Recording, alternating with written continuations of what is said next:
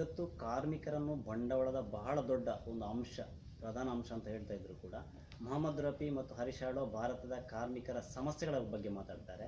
ಇಲ್ಲಿ ಯಾಕೆ ಇನ್ನೂ ಕೂಡ ಜಾಗತೀಕರಣ ಅನ್ನುವಂಥದ್ದು ನಮ್ಮ ಕಾರ್ಮಿಕರನ್ನ ಬ್ರಾಡ್ ಆಗಿ ಅಂದರೆ ಓಪನ್ ಆಗಿ ಜಗತ್ತಿಗೆ ತೆರೆದು ಕೊಟ್ಟಿಲ್ಲ ಅನ್ನುವಂಥದ್ರ ಬಗ್ಗೆ ಮೊಹಮ್ಮದ್ ರಫಿ ಅವರು, ಈ ಭಾರತದಲ್ಲಿ ಕಾರ್ಮಿಕ ಏನು ಯೂನಿಯನ್ಗಳಿದ್ದವು ಏನಿದ್ದವು ಒಂದು ಹಂತದಲ್ಲಿ ಅದು ಎಷ್ಟು ಪ್ರಬಲವಾಗಿತ್ತು ಅಂತ ಹೇಳಿದ್ರೆ ಪ್ರತಿಯೊಬ್ಬ ಕಾರ್ಮಿಕನ ಸಮಸ್ಯೆಗೆ ಕೂಡ ಕಾರ್ಮಿಕ ಯೂನಿಯನ್, ಕಾರ್ಮಿಕ ಸಂಘಟನೆ ಪರಿಹಾರ ಅನ್ನುವಂಥ ಒಂದು ವಿಷಯಗಳಿತ್ತು. ಆದರೆ ಇಂದಿನ ದಿನಗಳಲ್ಲಿ ಏನಾಗಿದೆ, ಕಾರ್ಮಿಕರು ಈ ಏನು ಯೂನಿಯನ್ಗಳಿಂದ ಭ್ರಮನಿರಸವಾಗಿ ಯೂನಿಯನ್ ಅನ್ನುವಂಥದ್ದು ಬೇಡ, ಅದು it is A waste thing, ಅಥವಾ ಅದು ಯಾರಿಗೋ ಒಂದು 4 ಜನ ಅದರ ಬಾವುಟ ಹಿಡ್ಕೊಂಡು ಹೋಗ್ತಾರೆ, ಇದು ಅಷ್ಟಕ್ಕೆ ಮಾತ್ರ ಸೀಮಿತ ಆಗಿರುವಂಥದ್ದು. ಇದು ಯಾವ ಕಾರಣಕ್ಕೋಸ್ಕರ? ಕಾರ್ಮಿಕರಿಗೂ ನಂಬಿಕೆ ಇಲ್ಲ ಕಾರ್ಮಿಕ ಸಂಘಟನೆಗಳ ಬಗ್ಗೆ, ಕಾರ್ಮಿಕ ಸಂಘಟನೆಗಳು ಕೂಡ ಕಾರ್ಮಿಕರ ಸಂಘಟನೆಗಳಾಗಿ ಉಳಿದಿಲ್ಲ ಅನ್ನುವಂಥದ್ದು.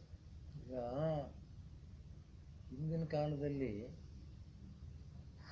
ಈ ರಾಷ್ಟ್ರ ಮಟ್ಟದಲ್ಲಿ ಕಾರ್ಮಿಕರ ನಾಯಕರುಗಳಿದ್ದರು. ನಮ್ಮದು ಕೇರಳದಲ್ಲಿ EMS ನಂಬೂದಿರಿಪಾಡ್ ಅವರಿದ್ದರು, ಬಾಂಬೆಯಲ್ಲಿ ಇವರು SC ಡಾಂಗೆ ಅವರಿದ್ದರು, ಬಹಳ ದೊಡ್ಡ ದೊಡ್ಡ ಕಾರ್ಮಿಕ ಮುಖಂಡರುಗಳೆಲ್ಲ ಇದ್ದರು. ನಮ್ಮ ಜಿಲ್ಲೆಯಲ್ಲಿ ಕೂಡ ಮುಖಂಡರುಗಳಿದ್ದರು. ಇವರು ಕೃಷ್ಣ ಶೆಟ್ಟಿ ಅವರಿದ್ದರು, ರಾಮಚಂದ್ರ ರಾವ್ ಅವರಿದ್ದರು, ಮತ್ತು ಲೋಕೇಶ್ ಶೆಟ್ಟಿ ಅವರಿದ್ದರು, ಆಮೇಲೆ ಇವರು ನಮ್ಮ ರಾಮಯ್ಯ ನಾಯಕರು ಅವರಿದ್ದಾರಲ್ಲ, ಇವೆಲ್ಲ ಈ ಕ್ಷೇತ್ರದಲ್ಲಿ ಬಹಳ ಅನುಭವಿಗಳಾಗಿದ್ದರು. ಅವರಲ್ಲಿ ಒಂದು ನಿಷ್ಠೆ ಇತ್ತು. ಆ ನಿಷ್ಠೆ ಕಾಲ ಇವತ್ತು ಕಳೆದೋಗಿದೆ. ಆ ನಿಷ್ಠೆ ಕಾಲ ಕಳೆದು ಹೋಗಿದ್ದು ಇವತ್ತು ಕಾರ್ಮಿಕರು ಸಂಘಟನೆಗಳಲ್ಲಿ ಬಲಿಷ್ಠರಾಗಿದ್ದರೂ ಕೂಡ ಇವತ್ತಿನ ದಿನಗಳಲ್ಲಿ ಕಾರ್ಮಿಕರು ಸಂಘಟನೆಗಳಿಂದ ಬಲಹೀನರಾಗಿದ್ದಾರೆ. ಅಂದರೆ ನಾವು ಬಹಳಷ್ಟು ಇಲ್ಲಿ ವ್ಯವಸ್ಥೆಗಳನ್ನು ನೋಡಿದ್ದೇವೆ.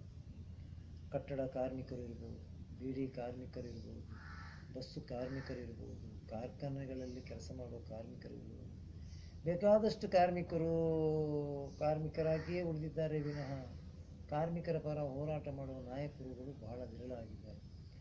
ಕಾರಣ ಇವತ್ತು ಏನಾಗಿದೆ ಅಂದರೆ, ಇವತ್ತು ಬಲಿಷ್ಠ ಕಂಪನಿಗಳಿರುತ್ತವೆ, ಅದರಲ್ಲಿ ಕಾರ್ಮಿಕರಿರ್ತಾರೆ. ಅದರಲ್ಲಿ ದಬ್ಬಾಳಿಕೆಗಳು, ದೌರ್ಜನ್ಯಗಳು ದಿನದಿಂದ ದಿನಕ್ಕೆ ಹೆಚ್ಚಾಗ್ತಾ ಇದೆ. ಕಾರ್ಮಿಕರಿಗೆ ಏರು ಧ್ವನಿಯಲ್ಲಿ ಮಾತನಾಡುವ ಶಕ್ತಿಗಳಿರುವುದಿಲ್ಲ.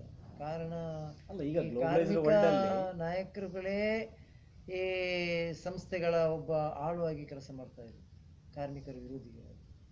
ಇವತ್ತೊಂದು ಫ್ಯಾಕ್ಟ್ರಿಗಳಲ್ಲಿ 500-600 ಕಾರ್ಮಿಕರುಗಳಿದ್ದರೆ ನಾಳೆ ಏನಾದರೂ ಒಂದು ಬೇಡಿಕೆಗಳನ್ನು ಇಟ್ಟಾಗ ಬೇಡಿಕೆ ಸರಿಯಾಗಿ ಸ್ಪಂದನೆ ಆಗಬೇಕಾಗಿತ್ತು, ಅದು ನಿರೀಕ್ಷೆಯಂತೆ ಆಗಲಿಲ್ಲ. ಕಾರಣ ಕಾರ್ಮಿಕ ಮುಖಂಡರುಗಳು ಮತ್ತು ಆಡಳಿತ ವರ್ಗದ ಮುಖಂಡರುಗಳ ಒಳಗೆ ನಡೆಯುವಂಥ ಒಂದು ಒಡಂಬಡಿಕೆ ಮತ್ತು ಒಳ ಒಪ್ಪಂದ, ಇದರಲ್ಲಿ ಕಾರ್ಮಿಕರು ನೀವು ಹೇಳೋದು ಯಾರೊಬ್ಬ ಕೂಡ ಈಗ ಪ್ರಾಮಾಣಿಕ ಅಲ್ಲ ಅನ್ನುವಂಥದ್ದು. ಕಾರ್ಮಿಕ ನಾಯಕ ಖಂಡಿತ ಅಲ್ಲ. ಅದರಲ್ಲಿ ಬಹಳ ಬೇಸರ ಆಗ್ತಾ ಇದೆ ನಮಗೆ. ನಾವು ಕಾರ್ಮಿಕರ ಪರವಾಗಿ ಧ್ವನಿ ಎತ್ತಿದವರು, ನಾನು ಕಾರ್ಮಿಕರ ಪರವಾಗಿ ಧ್ವನಿ ಎತ್ತಿದ್ದು ಎಷ್ಟೋ ಕಷ್ಟಗಳನ್ನು ಅನುಭವಿಸಿದ್ದೇನೆ, ಎಷ್ಟೋ ಕೇಸುಗಳನ್ನು ಎದುರಿಸ್ತಾ ಇದ್ದೇನೆ. ಇವತ್ತು ಕೂಡ ಕೆಲವೊಂದು ವಿಚಾರಗಳಲ್ಲಿ ಕಾರ್ಮಿಕರ ಪರವಾಗಿ ನಾನು ಕೇಸುಗಳನ್ನು ಎದುರಿಸ್ತಾ ಇದ್ದೇನೆ. ಆದರೆ ಅದು ನನ್ನ ಮಟ್ಟಿಗೆ ನಾನು ಮಾಡುವಂಥದ್ದು ಸರಿ ಅಂತ ಅನಿಸುತ್ತೆ. ಆದರೆ ಇವತ್ತು ಅದರಲ್ಲಿ ಬೇರೆ ಬೇರೆ ಕಾರ್ಮಿಕ ಸಂಘಟನೆಗಳ ನಾಯಕರಿಗೆ ಅದು ಸರಿಯಲ್ಲ ಅನಿಸ್ಬೋದು. ಯಾಕಂದರೆ ಅವರ ಧ್ಯೇಯ ಧೋರಣೆ ಬೇರೆ, ನಮ್ಮದು ಸಿದ್ಧಾಂತ ಬೇರೆ. ನಾವು ಕಾರ್ಮಿಕರ ಪರವಾಗಿ, ನನ್ನ ತಂದೆ ಕೂಡ ಕಾರ್ಮಿಕರಾಗಿದ್ದರು, ಕಾರ್ಮಿಕರ ಪರವಾಗಿ ಹೋರಾಟ ಮಾಡಿದರು.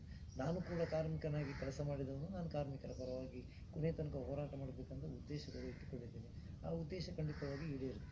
ಈಗ ಜಾಗತೀಕರಣದ ಈ ಏನು ನಾವೊಂದು ಜಗತ್ತನ್ನು ನೋಡ್ತಾ ಇದ್ದೇವೆ. ಈಗ ನಮ್ಮ ಹಳ್ಳಿಯಿಂದ ನಿಮ್ಗೆ ಅಮೇರಿಕ ಇರ್ಬೋದು, ಅಮೇರಿಕದಿಂದ ಹಳ್ಳಿ ಇರ್ಬೋದು, ಏನು ವ್ಯತ್ಯಾಸಗಳಿಲ್ಲ. ಎಲ್ಲ ಕಡೆ ನೀವು ಎಲ್ಲ ವ್ಯವಸ್ಥೆಗಳು, ಎಲ್ಲ ಫೆಸಿಲಿಟಿಗಳು, ಮೊಬೈಲ್ ಇರ್ಬೋದು, ಇಂಟರ್ನೆಟ್ ಇರ್ಬೋದು, ಎಲ್ಲ ನಮಗೆ ಲಭ್ಯ ಆಗ್ತಾಯಿದೆ, ಎಲ್ಲ ಮಾಹಿತಿಗಳು ಬರ್ತಾ ಇದೆ. ಈ ಮಾಹಿತಿ ಯುಗದಲ್ಲಿ ನಮಗೆ ಸಾಮಾನ್ಯ ಕಾರ್ಮಿಕನಿಗೆ ಕೂಡ ಅವನ ಹಕ್ಕುಗಳನ್ನು ತಗೊಳ್ಳುವಂಥ ಚಾಯ್ಸ್ ಅಂತ ಹೇಳ್ತಾರೆ, ಅದು ಇದ್ದೇ ಇರುತ್ತೆ. ಅಂದರೆ ಈಗ ಜಗತ್ತು ಏನು ಹೇಳ್ತಾ ಹೇಳಿದ್ರೆ, ಈಗ ಕಾರ್ಮಿಕ ಅನ್ನುವಂಥದ್ದು ದೊಡ್ಡ ಫೋರ್ಸ್, ಅವನಿಗೆ ಅಂದರೆ ಅವನಿಗೆ ಹಣ ಕೊಟ್ಟು ನೀವು ತೊಗೊಳ್ಬೇಕು. ಹಿಂದೇನಿತ್ತು, ಕಾರ್ಮಿಕನನ್ನು ಶೋಷಣೆ ಮಾಡಿ ವ್ಯವಸ್ಥೆಗಳು ನಡೀತಿತ್ತು ಅನ್ನೋದು. ಈಗ ಕಾರ್ಮಿಕ ಏನು ಹೇಳ್ತಾನೆ ಅದನ್ನು ವ್ಯವಸ್ಥೆಗಳು ಬಗ್ಗೆ ನಡೀತವೆ. ಬಟ್ ಭಾರತದಲ್ಲಿ ಈಗೂ ಕೂಡ ಈ ವ್ಯವಸ್ಥೆಗಳಿಲ್ಲ. ಎಲ್ಲೋ ಒಂದು ಕಡೆ ನೀವು ದಾಸ್ಯ ಪ್ರವೃತ್ತಿಗಳಿರ್ಬೋದು ಅಥವಾ ಗುಲಾಮಗಿರಿ ಇರ್ಬೋದು ಅಥವಾ ಯಾವುದೋ ವ್ಯವಸ್ಥೆಗಳು ಇಂಡೈರೆಕ್ಟಾಗಿ ಈ ಕಾರ್ಮಿಕ ವರ್ಗವನ್ನು ಅಲ್ಲೂ ಕೂಡ ಎಷ್ಟೋ ಜನ ಎಜುಕೇಟೆಡ್ ಅಂತ ಹೇಳಿದ್ರೆ ಅವರಿಗೆ ವಿದ್ಯಾಭ್ಯಾಸ ಇರುತ್ತೆ, ಬಟ್ ಈ ವ್ಯವಸ್ಥೆಯನ್ನು ಅರ್ಥ ಮಾಡಿಕೊಳ್ಳುವಂಥ ವ್ಯಕ್ತಿಗಳು ಇರಲ್ಲ. ನೋಡಿ, ನಾನು ಯಾಕೆ ಹೇಳ್ತಾ ಇದ್ದೇನೆ ಅಂದರೆ, ನಗರ ಪ್ರದೇಶದಲ್ಲಿ ಕಾರ್ಮಿಕರ ಭವನಗಳನ್ನು ಹೆಚ್ಚಾಗಿ ತಿಳ್ಕೊಳ್ಬೇಕಾಗಿಲ್ಲ. ಯಾಕೆಂದರೆ ನಗರದಲ್ಲಿ ಕೆಲಸ ಮಾಡುವ ಪ್ರತಿಯೊಬ್ಬ ಕಾರ್ಮಿಕನು ಕೂಡ ಆ ನಗರಕ್ಕೆ ಸಂಬಂಧಿಸಿದ ರೀತಿಯಲ್ಲಿ ಅವನು ಇರ್ತಾನೆ. ಗ್ರಾಮಾಂತರ ಹಳ್ಳಿಗಳಲ್ಲಿ ಇಡೀ ರಾಷ್ಟ್ರದಲ್ಲಿ ನೋಡಿದರೆ ಇವತ್ತು ಕೂಡ ಗುಲಾಮಗಿರಿ ಹೆಚ್ಚು ನಡೀತಾ ಇದೆ. ಹಿಂದಿನ ಕಾಲದಲ್ಲಿ ಹೇಗಿತ್ತೋ ಇವತ್ತು ಕೂಡ ಅದೇ ನಡೀತಾ ಇದೆ. ಆದರೆ ಅವರು ಮುಖ್ಯ ವಾಹಿನಿಗೆ ಬರಲಿಗೆ ಅವರಿಗೆ ಅವಕಾಶ ಇರುವುದಿಲ್ಲ. ಆ ಮುಖ್ಯ ವಾಹಿನಿಗೆ ಬರಬೇಕಾದರೆ ನಾಯಕರ ಒಂದು ಸಹಕಾರ ಬೇಕಾಗುತ್ತೆ. ಅಲ್ಲಿ ನಾಯಕರುಗಳು ಕೂಡ ಈ ಬೇರೆ ರೂಪದಲ್ಲಿ ಅವರೊಟ್ಟಿಗೆ ಒಳ ಒಪ್ಪಂದದಿಂದಲೇ ಈ ಕಾರ್ಮಿಕರು ಕೂಡ ಅವರು ಕೂಡ ಅದು ಬಂದಿಯಾಗಿ ಕೆಲಸ ಮಾಡುವಂಥ ಸ್ಥಿತಿಯಲ್ಲಿದೆ.